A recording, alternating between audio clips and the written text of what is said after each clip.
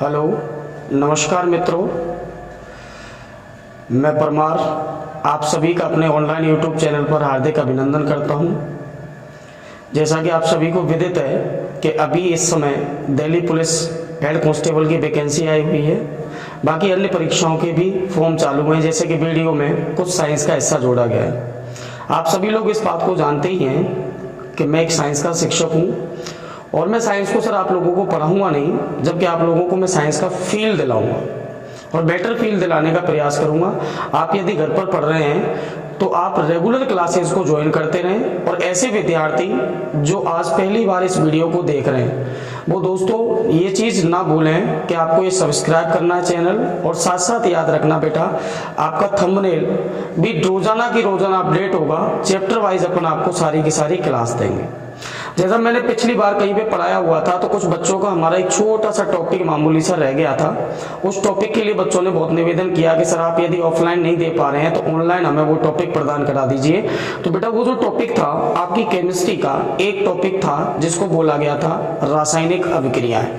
आपने नाम सुना होगा कि सर ये जो रासायनिक अभिक्रियाएं होती हैं अपन इनको कैसे डिफाइन करते हैं। तो पहली चीज तो आप याद रखना, रासायनिक अभिक्रियाओं को अपन इंग्लिश के अंतर्गत केमिकल रिएक्शन के नाम से जानते हैं। दूसरी चीज, कोई इंसान आपसे पूछ ले कि सर रासायनिक अभिक्रिया का मतलब क्या है, बेटा एक चीज आप अच्छे तरीके से समझें। अभिक्रिया जो शब्द बना हुआ है वो दो चीजों से मिलकर बना हुआ है, एक तो अभि और दूसरा बना हुआ है क्रिया। अभि का मतलब है कि किसी भी परमाणु के आंतरिक भाग में उपस्थित कोई भी अपना एलिमेंट, कोई सा भी परमाणु, उसके आंतरिक भाग में उपस्थित कारकों का आपस में संयोग होना अभिक्रिया कहलाता है। अब ये आगे शब्द जो लगा हुआ है वो आपके सामने लगा हुआ है रासायनिक। रासायनिक का मतलब क्या है कि रासायनिक पदार्थों के आपसी संयोग से भाई साहब किसी न किसी नए पदार्थ का क्या होगा, निर्माण होगा। मैंने कह दिया आपको कि मान लीजिए कि आपके पास एक कोई तत्व है जिसका नाम दिया है मैंने ए, और एक तत्व मैंने आपको जो दिया है वो याद रखना मैंने दिया है बी। और आप इस बात को जानते हैं कि कहीं ना कहीं यदि रासायनिक अभिक्रिया होगी तो ए प्लस बी के बीच में होगी और एक नए कंपाउंड का क्या होता है, निर्माण। तो अपन क्या कह सकते हैं इंग्लिश के अंतर्गत, अगर इसे डिफाइन करना है तो अपन कह सकते हैं कि when two and more than two elements are connected with each other and they can be made a new product, it always be called as chemical reaction. Clear भाई साहब। मैं जैसे आपको एक उदाहरण दूं कि मान लीजिए मैंने आपसे कहा कि आपके पास एक कोई शिक्षिका है जिसका नाम है भाई साहब पल्लवी। मैंने क्या नाम दिया है, पल्लवी। और मैंने आपको सर पल्लवी की जो है वो मैंने एक छोटे से व्यक्ति से शादी करवा दी और उसका नाम है सुरेश। ठीक, मैंने पल्लवी ली, सुरेश लिया। एक चीज बताइए, यदि इन दोनों के अंतर्गत कभी भी कोई रिएक्शन होगा इसका मतलब इनके हाथ से कोई ना कोई प्रोडक्ट निकलेगा।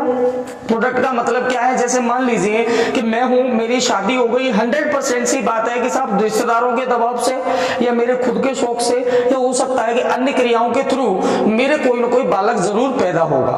तो सेम रिएक्शन मैंने क्या कहा है कि कोई एक मोहतरमा है और उन मोहतरमा को आपने नाम दिया है पल्लवी, और पल्लवी की जो शादी करवा रहे हैं आप वो एक व्यक्ति से करवा रहे हैं जिसका नाम है सुरेश। और इनकी मैरिड लाइफ में खूब सुखी जीवन के बाद इनको एक बालक पैदा होता है और बालक को जो नाम दिया है आपने, क्या नाम दिया है सर, लल्लन। बहुत अच्छे तरीके से समझना।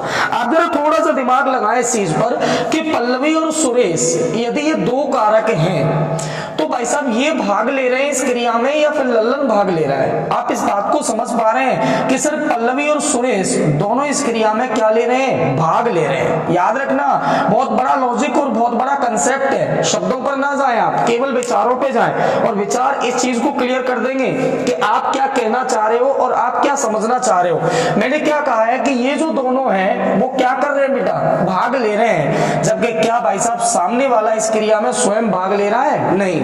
ये तो स्वयं हमको प्राप्त हो रहा है। ठीक, तो कोई पूछे कि सर ये क्या कर रहा है, तो याद रखना आप सीधा कह सकते हैं कि ये भाग नहीं लेता। क्या बात समझ में आ गई आपके? दूसरी चीज, सर कोई पूछे कि सर कौन सा पार्ट है जो भाई साहब जी इसके अंदर पार्टिसिपेट करेगा और कौन सा पार्ट है जो पार्टिसिपेट नहीं करेगा।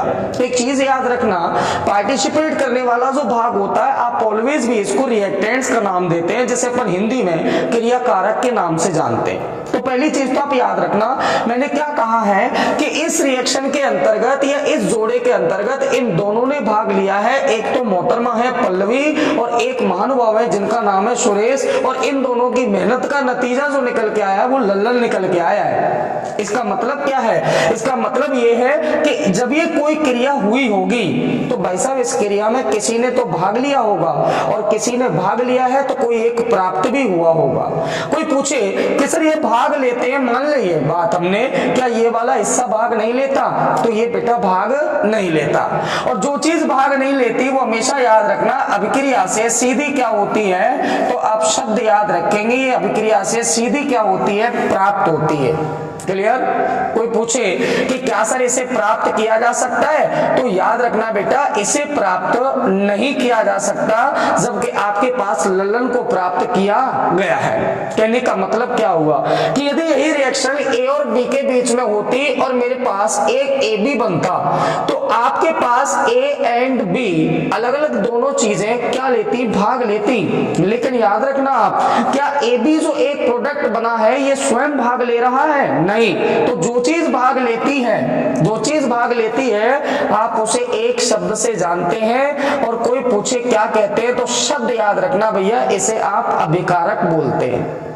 क्लियर? और जो चीज आपको प्राप्त होती है आप उसे किस नाम से जानते हैं, तो शब्द याद रखना उत्पाद का नाम देते हैं। भाई साहब अभिकारक को अपन एक और नाम से जानते हैं, कोई पूछे क्या चीज, तो आप शब्द याद रखेंगे, इसे अपन क्रिया कारक के नाम से जानते हैं, और उत्पाद को अपन किस नाम से जानते हैं, तो शब्द याद रखना आप इसे क्रियाफल के नाम से जानते हैं। क्लियर? इंग्लिश मीडियम वाले बच्चे याद रखें, क्रिया कारक always be called as reactants, जबकि भाई साहब ये वाला जो पार्ट है वो आपका एक नाम से जाना जाता है जिसे अपन क्या नाम देते हैं, प्रोडक्ट। क्लियर? कहने का मतलब क्या हुआ? कहने का मतलब ये हुआ कि अगर आप किसी भी केमिकल रिएक्शन को कंप्लीट करने का प्रयास करते हैं तो सर उसके अंतर्गत दो प्रकार की चीजें भाग लेंगी। There are two types of भाई साहब, टू काइंड्स ऑफ भाई साहब आपके क्या होंगे, elements which have to part in a chemical reaction. There one is reactant and other one is always be called as product. Clear? It means कि जो आपका वैसा reactant है ये प्राप्त नहीं किया जा सकता, परंतु याद रखना आपका ये जो आपका प्रोडक्ट है उसे आप क्या करते हैं, प्राप्त करते हैं। सबसे बड़ी चीज क्या है सुनिए आप, how to impress a chemical reaction. तो कोई पूछे कि how to express a chemical reaction, कोई पूछे कि सर केमिकल रिएक्शन को अपन किस प्रकार प्रदर्शित कर सकते हैं, तो आप सीधा याद रखना केमिकल रिएक्शन को एक छोटे से तीर के निशान द्वारा व्यक्त किया जाता है। It is always be significant by sine of arrow. और कोई पूछे कि क्या होगा इसके अंतर्गत, तो याद रखना एक एरो की ये वाला जो पार्ट है वो तो आपका टेल कहलाएगा, जबकि ये वाला जो पार्ट है वो क्या कहलाता है, तो आप सीधा कहेंगे ये एक हेड कहलाता है। क्लियर? कोई पूछे कि जो टेल भाग है सर उधर क्या चीज व्यक्त होती है, तो आप सीधा कहेंगे कि ये क्या चीज व्यक्त होगी, रिएक्टेंट। और याद रखना बेटा हेड के अंतर्गत आपके क्या व्यक्त होते हैं, तो आप इन्हें एक नाम से जानते हो जिन्हें क्या कहते हो, प्रोडक्ट। कहने का मतलब क्या हुआ कि जितनी भी आपकी केमिकल रिएक्शन है चाहे वो छोटी है बड़ी है कैसी भी है, प्रत्येक केमिकल रिएक्शन के बीच में आपने एक तीर का निशान देखा है, और ये तीर का निशान किस बात को व्यक्त करता है, ये तीर का निशान इस बात को व्यक्त करता है कि जिधर टेल है उधर के कारक जितने भी हैं वो अभिक्रिया में भाग ले रहे हैं, और इधर जो चीज बची हुई है आपकी जो आपको मिली है वो आपको सिर्फ प्राप्त हो रही है, कोई भाग नहीं ले रहे। तो मेरे को लगता है कि आपको यहां तक ये सारी चीजें क्लियर समझ में आ गई कि रासायनिक अभिक्रिया के टोटल कितने भाग होते हैं, दो। एक को तो आपने नाम दिया है क्रियाकारक, और दूसरे को आप जो नाम दे रहे हैं वो क्या दे रहे हैं, क्रियाफल। एक को आप बोल रहे हैं रिएक्टेंट, तो दूसरे को आप बोल रहे हैं प्रोडक्ट। अब सबसे पहला जो प्रश्न बनता है वो क्या बनता है, सुनिए आप। सबसे पहला प्रश्न एक छोटा सा बनता है कि जो रासायनिक अभिक्रियाएं होती हैं सर इन रासायनिक अभिक्रियाओं को अपन कितने भागों में विभाजित करते हैं। तो याद रखना सबसे पहली चीज जो आपकी रासायनिक अभिक्रियाएं हैं, इनको विभाजित करने के लिए आपको बहुत सारे नाम पढ़ने पड़ेंगे। जैसे मैं बोलूं आपसे कि पहली कौन सी, तो पहली को आप एक नाम से जानते हैं और कौन सी अभिक्रिया कहते हैं, संयोजन। संयोजन को अपन इंग्लिश के अंतर्गत एक नाम से जानते हैं और इसे कहते हैं एडिशन रिएक्शन। क्लियर। दूसरे सर कोई पूछे कौन सी, तो आप याद रखना इस अभिक्रिया को आप एक नाम से जानते हैं और यह अभिक्रिया आपकी विस्थापन कहलाती है। जैसे आप किस नाम से जानते हो, तो शब्द याद रखना डिस्प्लेसमेंट रिएक्शन।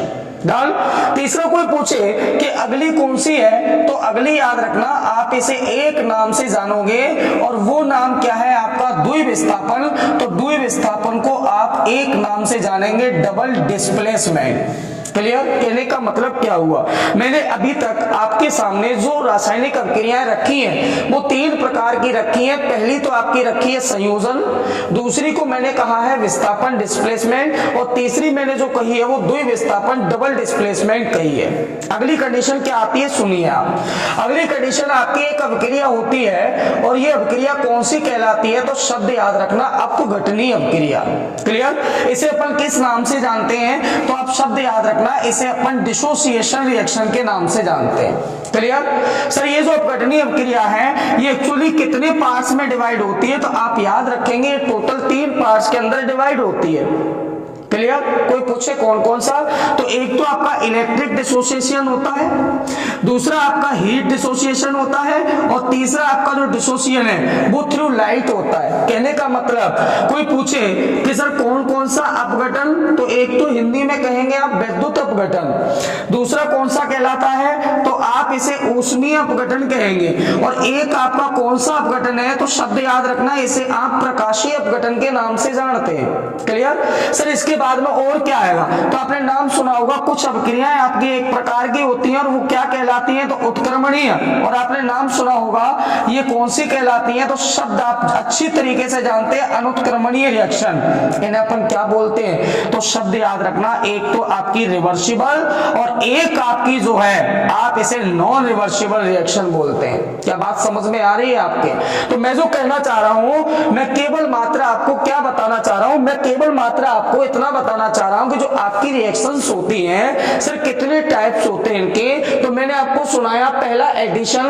दूसरा डिस्प्लेसमेंट, तीसरा मैंने कहा डबल डिस्प्लेसमेंट, अगला मैंने कहा डिसोसिएशन। डिसोसिएशन को टोटल कितने पार्ट्स में डिवाइड किया, 3। There are 3 parts of dissociation reaction which are first one is electric, दूसरा कौन सा हीट, और तीसरा जो है वो थ्रू किसकी है, लाइट। तो अगली बात आती है कि अगली रिएक्शन आपकी रिवर्सिबल और दूसरी कौन सी है, नॉन रिवर्सिबल। और आप याद रखेंगे एक प्रकार आपका और होता है, वो कौन सा होता है, तो आपने नाम सुना होगा तीव्र एवं कौन सी अभिक्रिया है, तो आप जानते हैं मंद अभिक्रिया है। क्लियर। कोई पूछे कौन कौन से, तो आप तीव्र को एक नाम से जानते हैं फास्ट, एंड मंद को क्या बोलते हैं, तो आप याद रखना आप इसे स्लो रिएक्शन बोलेंगे।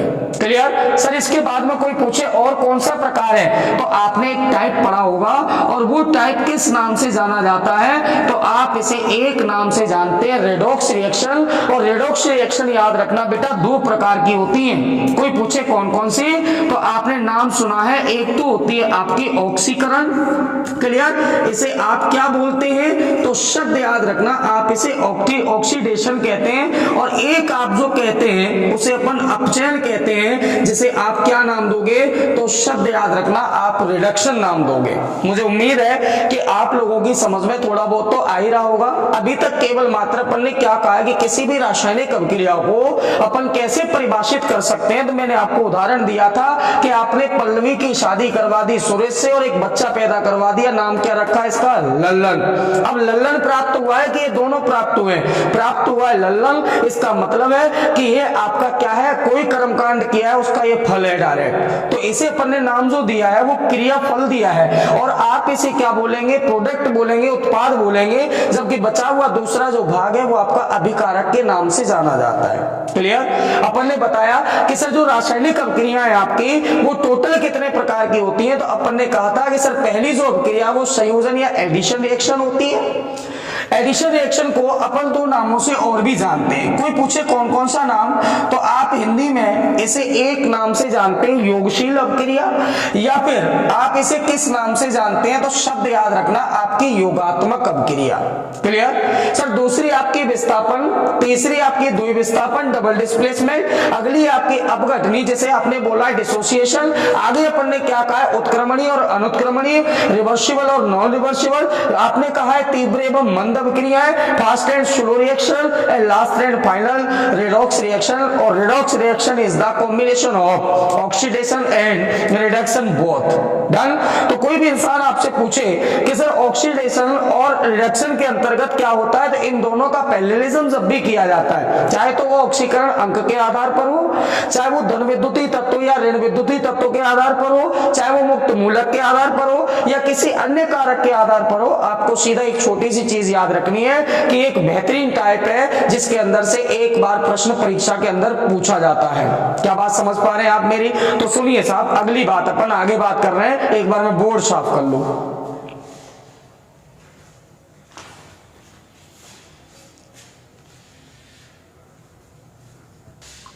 हाँ तो मित्रों, अपन ने बोर्ड साफ कर लिया है, बहुत बहुत धन्यवाद जो आपने मुझे 30 सेकंड देने का प्रयास किया।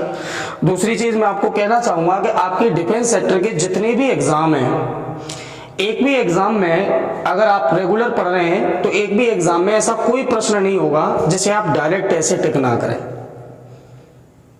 लेकिन उसके लिए आपको रेगुलरिटी दिखानी होगी। डिफेंस सेक्टर में चाहे आप दिल्ली पुलिस की तैयारी कर रहे हैं, राजस्थान पुलिस की कर रहे हैं, चाहे आप आर्मी की कर रहे हैं, या इसके अलावा अन्य कोई परीक्षा की तैयारी कर रहे हैं जो डिफेंस सेक्टर की है, अपन उसके बेस तक यहाँ तक जा रहे हैं अभी तक। बाकी आपको आगे पढ़ना है, एलडीसी वगैरह कोई भी तैयारी कर रहे हैं आप, सबको प्रत्येक प्रश्न आपको बोर्ड टू डायरेक्ट पेपर में मिलेगा। लेकिन सुनिए मेरी बात आप अच्छे तरीके से। अपन जो पहला टाइप पढ़ने जा रहे हैं, आपने इसको नाम दिया है एडिशन रिएक्शन। एडिशन रिएक्शन के मैंने थोड़ी देर पहले आपको दो शब्द दिए थे, और कौन कौन से शब्द दिए थे, तो मैंने कहा था कि इस अभिक्रिया को अपन एक तो नाम देते हैं योगात्मक, दूसरा आप नाम याद रखना इसे अपन योगशील रिएक्शन बोलते हैं, योगशील अभिक्रिया बोलते हैं। क्लियर। मैंने पहला जो नाम दिया है वो क्या दिया है, योगात्मक, और दूसरा जो दिया है उसे योगशील बोला है। और कई बुक्स के अंतर्गत आपको इसका जो नाम लिखा मिलेगा वो एक नाम से मिलेगा, और इसे आप कहेंगे संयोजन अभिक्रिया।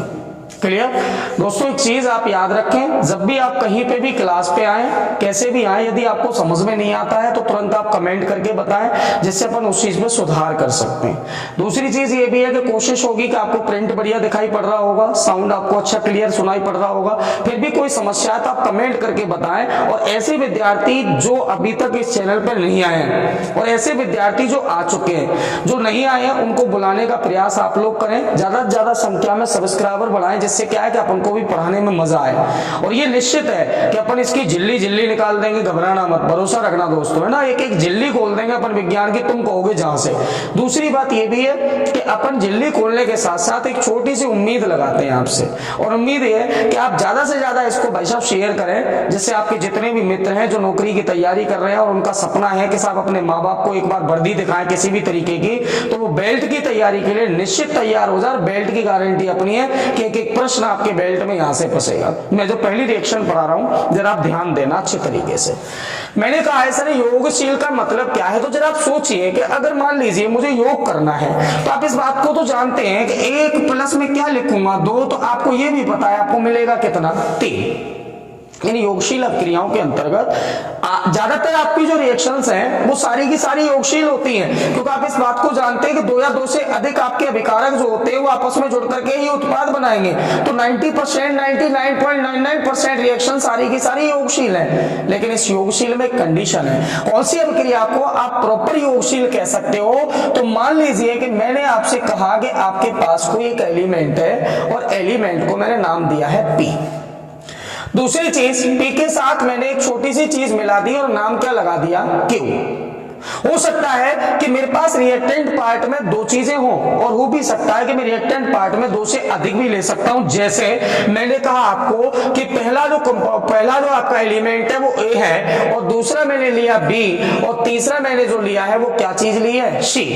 कहने का मतलब जब अपन 2 एलिमेंट्स ऐड कर रहे हैं, और अपन कितने एलिमेंट्स ऐड कर रहे हैं, 3, 4, 5, जितना भी आपका मन करे। आप स्वतंत्र भारत के स्वतंत्र नागरिक हैं, और नागरिकता आपका जन्म सिद्ध अधिकार है। आप कुछ ही को भी जोड़िए और किसी को भी घटाइए, ठीक। तो कोई इंसान आपसे पूछे कि P प्लस Q को अपन जोड़ते हैं तो सर हमारे पास एक प्रोडक्ट निकल के आता है, और कॉमन जो निकल के आएगा वो क्या निकल के आएगा, PQ। डन। दूसरी कंडीशन, यदि आप इनको जोड़ते हैं तो आपको पता है कि यहाँ पे एक प्रोडक्ट निकल के आएगा जिसे आप क्या नाम दे रहे हो, ABC। लेकिन क्या आपको लगता है कि किसी परीक्षा के अंतर्गत इस प्रकार का प्रश्न आएगा आपके लिए, और प्रश्न कह देगा कि P प्लस Q को जोड़ा है, और P प्लस Q को जोड़ने के बाद PQ निकल के आया, बताइए साहब अभिक्रिया का प्रकार कौन सा है। वो परीक्षा नौकरी की बेल्ट की दे रहा है, समझ रहे हो। वो क्या कहेगा सुनिए आप। जैसे मैं आपके सामने एक एग्जांपल डाल रहा हूं, और एग्जांपल खतरनाक है भैया जी। जैसे मैंने आपको कहा कोयला, कोयला जानते होंगे आप, कोयला कार्बन को बोला जाता है, क्लियर। मैंने कहा कि सर कोयले का क्या करना है, तो शब्द याद रखना, कोयले का आप क्या करने जा रहे हैं, दहन करने जा रहे हैं, क्लियर। मैंने आपको बोला कि रिएक्शन किस किस के लिए होगी, तो combination of, clear, sorry combustion होगा ना, याद रखना। कॉम्बिनेशन की जगह पे COMBUSTION, कंबशन ऑफ किसका करना है, तो आप शब्द याद रखेंगे, कोल करना है। अब कोई इंसान आपसे पूछे कि सर कोल का कंबशन कैसे होगा सर, तो बेटा एक चीज बताओ, आप लोग जानते हैं कि कोयले को अपन कार्बन लिखते हैं, और आप इस चीज को भी जानते हैं कि सॉलिड स्टेट में पाया जाता है, और इसका कंबशन कराओगे। कंबशन का मतलब है आप इसको जला रहे हो, तो माचिस कभी भी आप जलाते हो तो आपको जलाने के लिए किसी अन्य चीज की आवश्यकता होती है कि नहीं होती है, होती है। भाई साहब याद रखना, जो भी चीज है आपकी कि अपन इसे काई से जलाएंगे, तो आपको पता है कि एकमात्र गैस है जो भाई साहब इसको जलाने का क्या करती है, कार्य। किसी भी पदार्थ को जलाने में सहायक एकमात्र गैस जो स्वयं नहीं जलती, और नाम याद रखेंगे, क्या नाम है इसका, ऑक्सीजन। तो जरा देखो भाई साहब, आपके पास एक छोटी सी चीज बन के आई, और वो चीज आपकी क्या कहलाई, तो आपने कहा इसको कार्बन डाइऑक्साइड, क्लियर। मैंने क्या कहा है कि साहब आप देखिए, एक आपके पास एलिमेंट है जिसे आपने कार्बन नाम दिया है, और एक एलिमेंट है जिसे आपने नाम दिया है ऑक्सीजन। दोनों की रिएक्शन कराई, आपके पास एक छोटी सी चीज निकल के आई जिसे आप क्या कह रहे हो, CO2। आप सोच रहे होंगे पता नहीं जाने कहां से क्या पढ़ाया जा रहा है ये। याद रखना, ये एग्जाम्पल आपकी क्लास 10th के NCERT के। जैसे मैंने आपको कहा एक छोटी सी चीज समझा रहा हूं, और मैंने आपको शब्द दिया मैग्नीशियम फीते का दहन, क्लियर। मैंने क्या कहा भाई साहब जी, मैग्नीशियम फीते का क्या करना चाह रहा हूं मैं, दहन, क्लियर। कोई पूछे कि सर इसे इंग्लिश में क्या बोला जाएगा, तो मैं सीधा इसे भी तो बोल सकता हूं combustion of, clear. Combustion of कौन सी चीज का, तो आप कह सकते हैं मैग्नीशियम बेल्ट। क्या बात समझ में आ गई आपके। कोई इंसान आपसे पूछे कि सर मैं मैग्नीशियम बेल्ट का कंबशन कराऊंगा, तो स्थिति क्या बनेगी, आप सीधा कहेंगे कि Mg+O2 करेंगे, और Mg+O2 होने के बाद आपको एक छोटी सी चीज मिलेगी जिसे आप MgO कहेंगे। क्या बात समझ पा रहे हैं आप मेरी।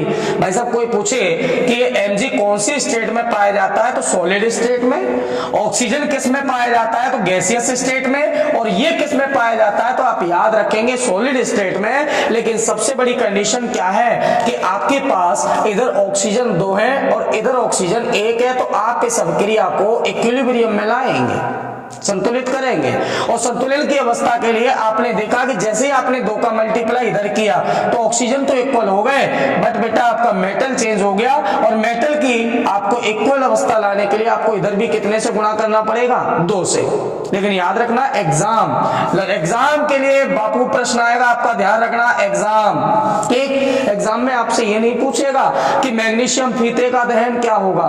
एग्जाम का सबसे बेहतरीन प्रश्न देता है वो, और प्रश्न क्या देता है सुनिए।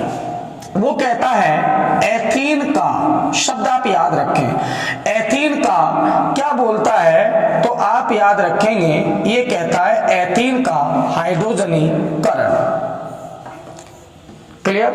हाइड्रोनाइजेशन ऑफ, अपन इसको ऐसे भी लिख सकते हैं, हाइड्रोनाइजेशन ऑफ, कोई पूछे किसका होगा तो हाइड्रोनाइजेशन ऑफ आप लिखेंगे भाई साहब एथीन। पहले तो आप इसको समझें, बहुत से बच्चों को तो यहीं पे डाउट है कि एक्चुअली एथीन क्या चीज होती है। तो आपको पता होगा कार्बनिक कंपाउंडों की 3 श्रेणियां होती हैं और आपने तीनों श्रेणियों के अंतर्गत क्या क्या देखा है, आपने देखा है C single bond C, C double bond C और सी ट्रिपल बॉन्ड सी। आपने 3 चीज देखी है कि नहीं देखी?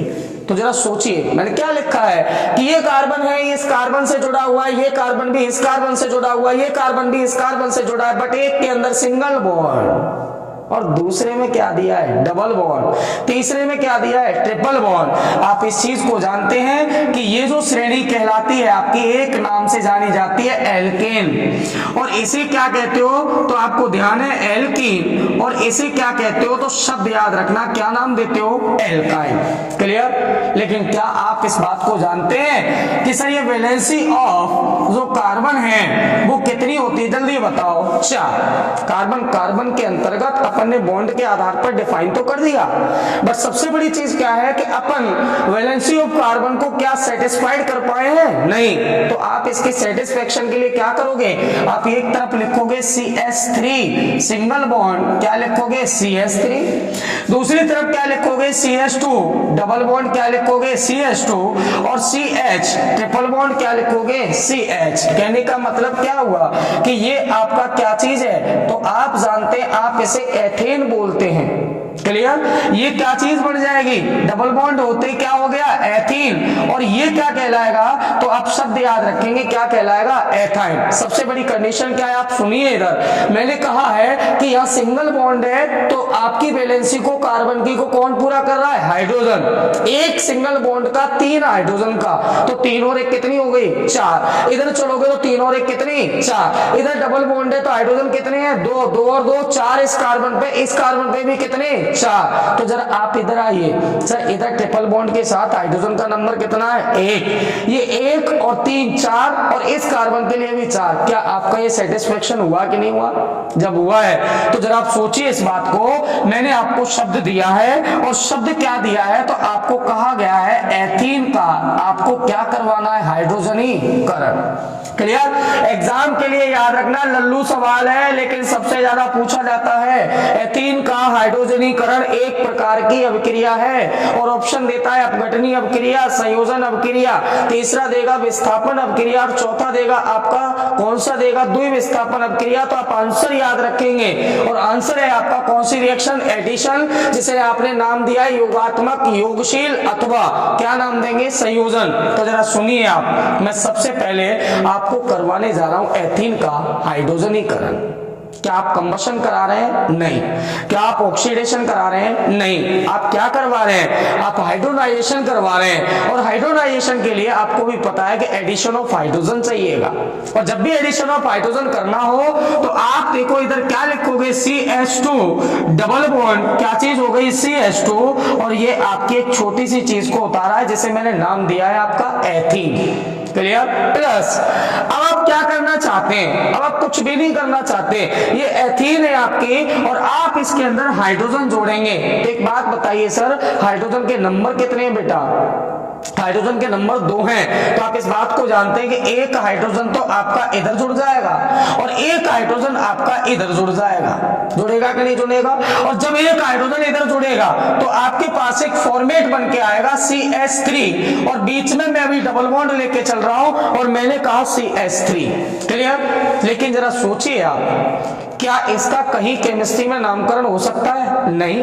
क्यों? क्योंकि आपको मैं पहले ही कह चुका था कि जो कार्बन होता है उसकी जो संयोजकता है या फिर वैलेंसी ऑफ कार्बन ऑलवेज भी कितनी होती है 4। ना तो बेटा इससे ज्यादा होगी और ना इससे क्या होगी कम। और आप चेक कीजिए 2 बॉन्ड इधर, ध्यान दें इधर अच्छे तरीके से, 2 बॉन्ड इधर और 3 हाइड्रोजन, 3 और 2 कितने हो गए 5। इस कार्बन पे भी 5 और इस कार्बन पे भी 5, जबकि चाहिए कितने थे जल्दी बताओ 4। एक मोर है कि नहीं है? और जब एक मोर है तो आप क्या करोगे, आपने क्या किया इधर जरा ध्यान देना, आपने हाइड्रोजन का एडिशन किया है। तो हाइड्रोजन तो कम कर नहीं सकते, हाइड्रोजन तो हमें ऐड करने हैं, लेकिन आप हटा क्या सकते हो, तो आप इस बात को जानते हैं कि अपन एक बॉन्ड हटा सकते हैं। मैंने क्या किया है, मैंने केवल मात्र एक बॉन्ड को रिड्यूस किया है, क्लियर, रिड्यूस अ बॉन्ड। और जैसे ही रिड्यूस बॉन्ड किया मैंने, तो देखिए क्या बेटा पहले वाली सीरीज बनके आ गई कि नहीं आ गई, CH3 और सिंगल बॉन्ड क्या चीज है, CH3। चेक कीजिए, CH3 सिंगल बॉन्ड क्या चीज है, CH3। इसका मतलब क्या है कि ये आपकी क्या चीज बनेगी, तो आप इसे एक नाम से जानेंगे